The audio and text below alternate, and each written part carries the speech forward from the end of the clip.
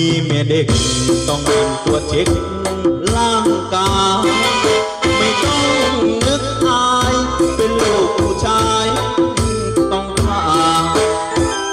อย่าไปตะแบงในเมื่อเร็วแรงโรยราร่างกายไม่ไหวก็ต้องอาศัยทุกอย่างมีคู่นอนอ่อนกว่าต้องหายาบำรุงมีแม่เด็กขาวๆเล็กๆบางๆต้องคอยระวังเพราะชายต่างหวังใจมุกได้เมียขาวร้ายตัวผมนั้นขาวลง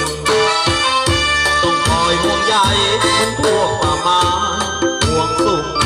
ไม่คอยทำเรื่องเดี๋ยวเรื่องยุ่งเพราะองค์ชางุมาบอก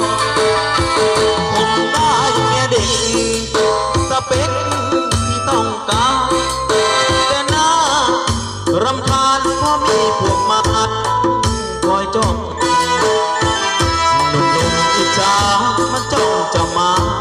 ลิ้มลองอย่ามัวแต่เมากินเหล้ายาดอง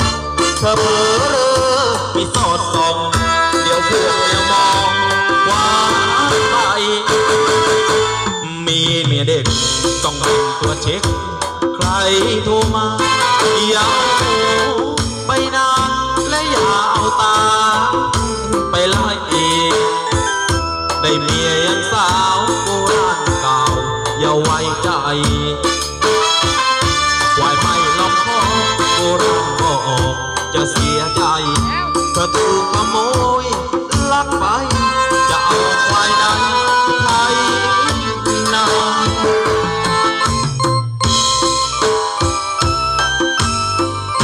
มีก็หัวให้ลำคอ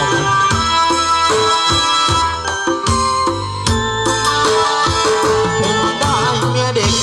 ตามสเปคที่ต้องการแต่น่ารำคาญผู้มีพวกมารคอยจ้องหนุ่มๆอิจฉามันจ้องจะมาลิ้มลองอย่ามัวแต่เมา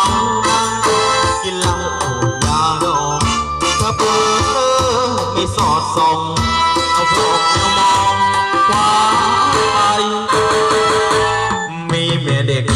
ต้องเป็นตัวเช็คใครโทรมาอย่าเอาหูไปนะและอย่าเอาตาไปละอีก